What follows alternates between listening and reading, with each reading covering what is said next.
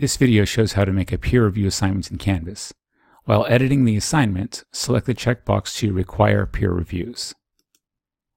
The first decision to make is whether you want to manually assign peer reviews, meaning decide which student will review which other students, or to have Canvas automatically assign peer reviews.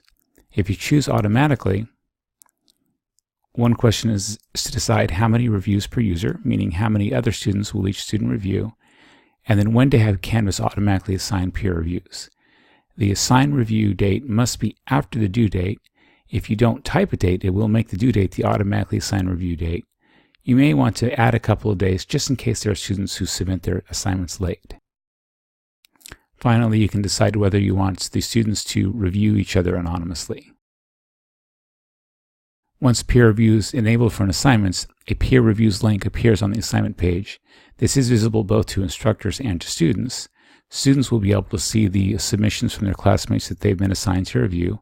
Instructors can use this link to view who has been assigned to whom for all of the peer reviews. A student cannot be given a peer to review until the student has done the assignment.